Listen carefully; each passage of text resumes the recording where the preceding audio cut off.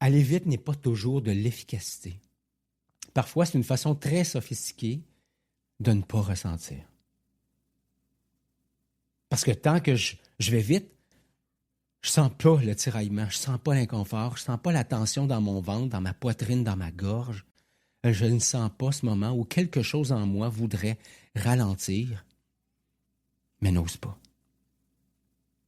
Si tu t'es déjà surpris à accélérer quand ça devient flou, chargé, inconfortable, quand une émotion monte, quand une relation devient tendue, quand une décision devient risquée, quand ton corps dit non et que ta tête dit go, cet épisode est pour toi.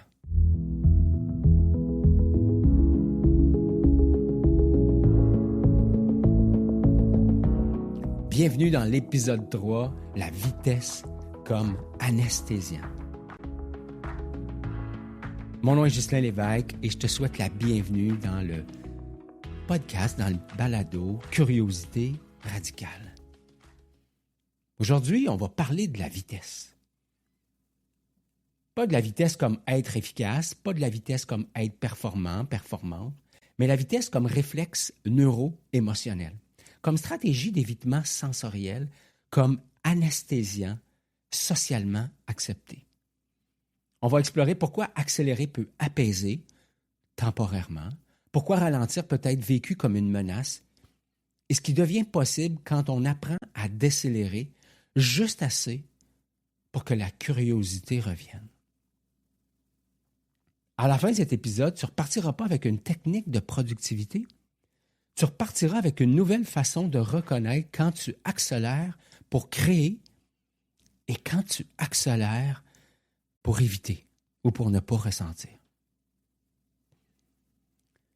La vitesse a une excellente réputation, surtout dans le milieu des leaders, des entrepreneurs, des gens responsables. En anglais, on dit des high achievers. Aller vite, ça veut souvent dire « je suis compétent, je suis efficace, je suis ça à coche, je livre la marchandise, je prends des décisions, je fais avancer les choses. » Tout ça en me pétant les bretelles. Évidemment, ça ne veut pas dire que je me pète volontairement ou consciemment les bretelles, mais mon ego, oui, par contre.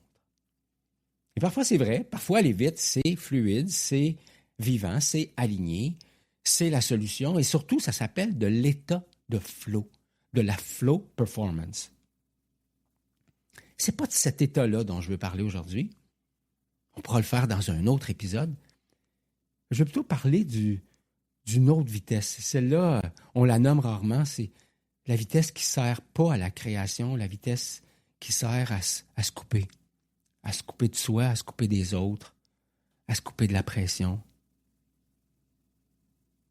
à se couper de ce qui se passe à l'intérieur.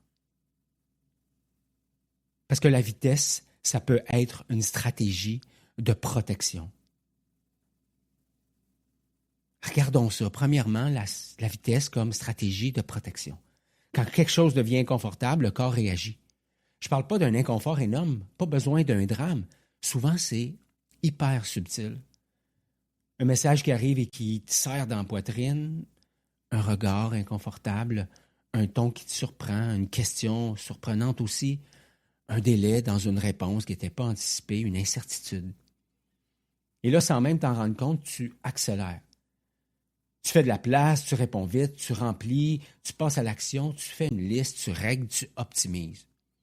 Parfois, tu appelles ça du leadership. Mais si on est honnête, parfois, c'est juste un moyen de ne pas ressentir. La vitesse devient une forme d'anesthésie fonctionnelle. Pas une anesthésie qui te met KO, une anesthésie qui te garde debout, productif. Tout ça dans un monde qu'on appelle acceptable. Une anesthésie qui te permet de continuer à performer sans être en contact avec toi-même, avec le monde, avec les autres. Deuxièmement, la physiologie simple. Pourquoi accélérer soulage? Quand on accélère, on réduit la perception interne. On n'a pas le temps de faire de l'interoception. Ça devient mécanique. Quand je suis dans le faire, dans l'exécution, dans la résolution, mon attention se focus, rétrécit. Mon système se prépare à agir. Mon corps priorise l'action sur la sensation. Ben oui, je passe en mode survie. Tu peux l'observer quand tu vas vite, tu sens moins ta respiration, tu sens moins tes tensions. Quand tu vas vite, tu sens moins la nuance émotionnelle. Il n'y a pas beaucoup de finesse, de justesse quand tout va vite. Tu es fonctionnel. Et fonctionner, parfois, c'est exactement ce que ton système nerveux veut. Parce que ressentir en ce moment-là, ça fait trop. Ça ferait trop. C'est pas que tu es faible, c'est pas que tu n'es pas conscient, quoique c'est le cas. C'est que ton système nerveux est en mode protection. Troisième élément, ralentir, c'est menaçant. Et c'est pour ça qu'on ne le fait pas tellement.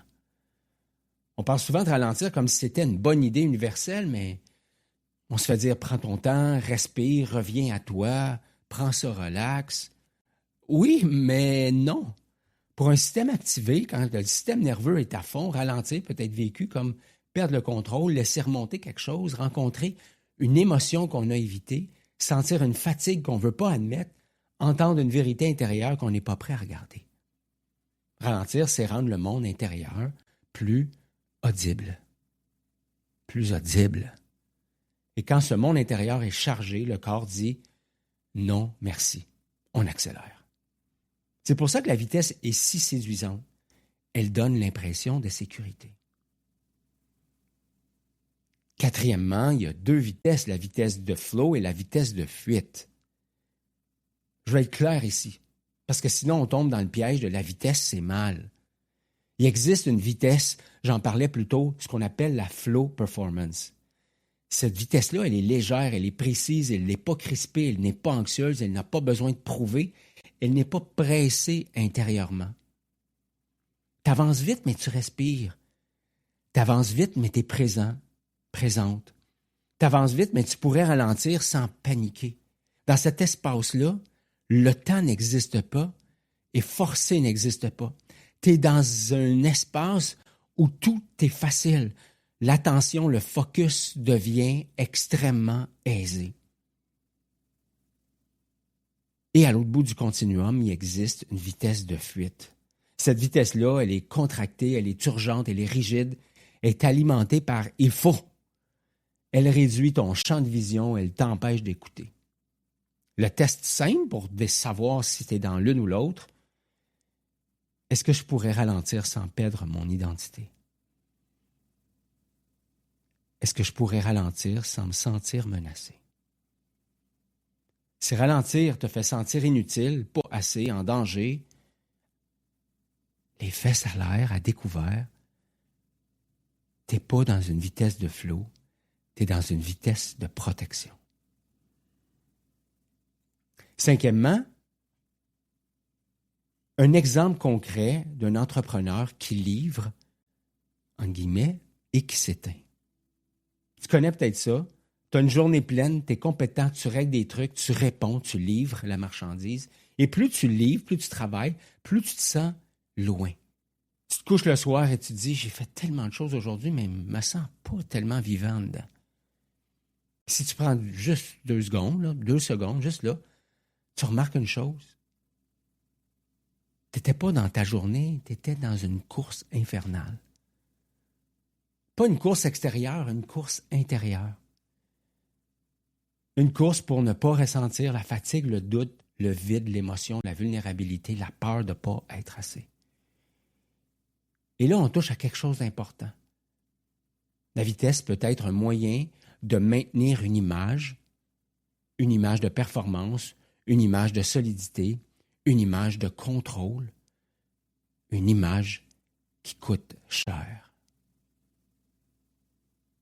Sixièmement, la vitesse relationnelle, parler vite, répondre vite, conclure vite, ça a des impacts aussi. La vitesse, elle ne se voit pas seulement dans le calendrier, dans le rythme auquel tu fais les choses.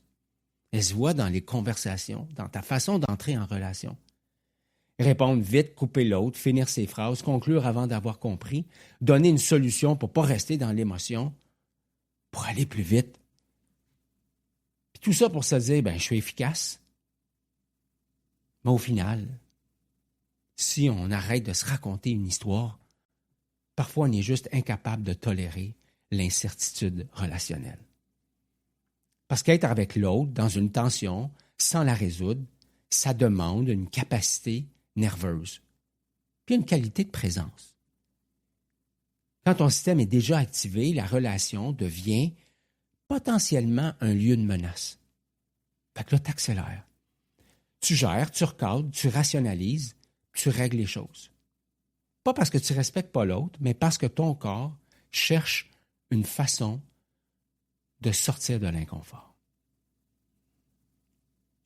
Septièmement, la curiosité radicale, c'est quoi au juste? C'est devenir curieux de la vitesse. La curiosité radicale ne dit pas « arrête d'aller vite ». Elle dit plutôt « deviens curieux de ta vitesse ». Curieux de quand est-ce que ça accélère?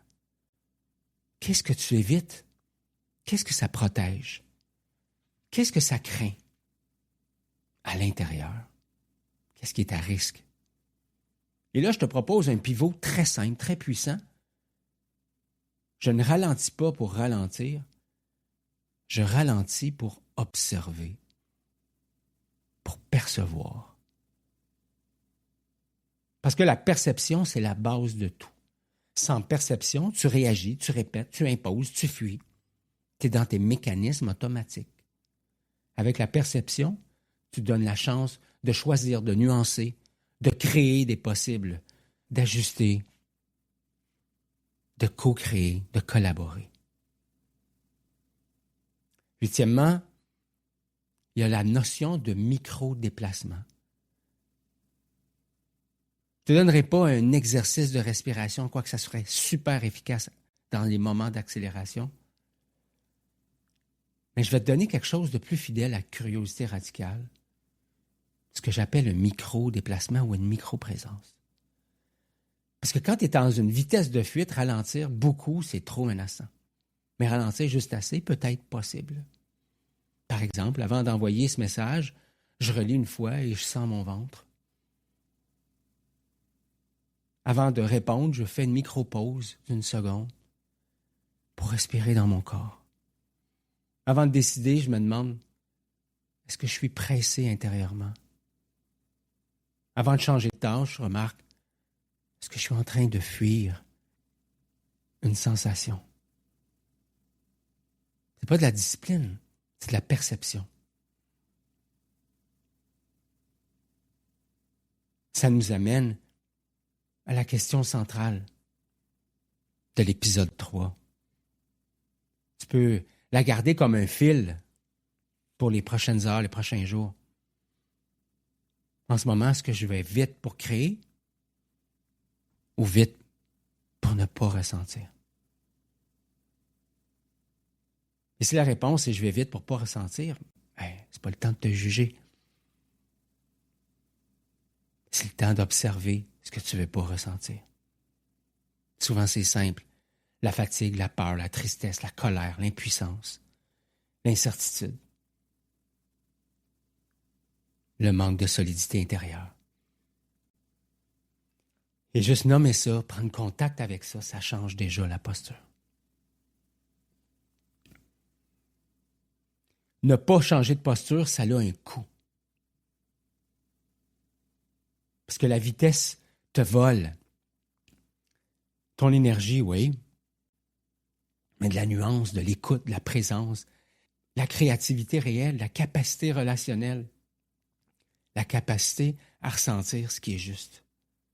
On peut aller vite longtemps, mais à un moment donné, quelque chose va casser. Pas toujours à l'extérieur, c'est souvent à l'intérieur. Et là, le leader continue.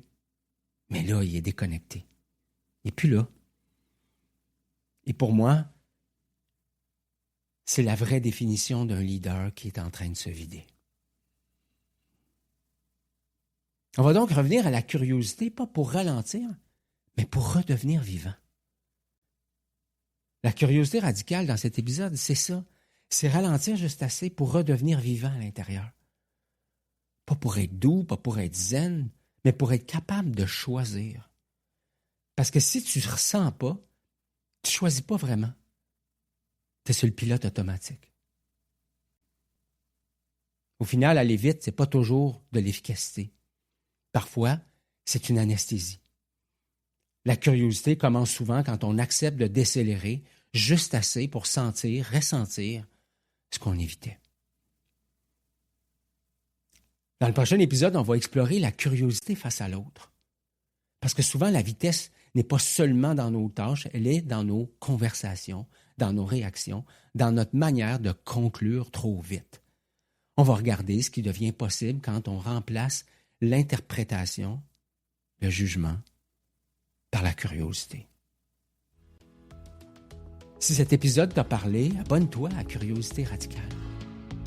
Pas pour consommer plus de contenu, mais pour continuer à explorer ce qui se passe juste avant l'accélération. Merci d'avoir été là. Au plaisir de te retrouver dans le prochain épisode. Ciao.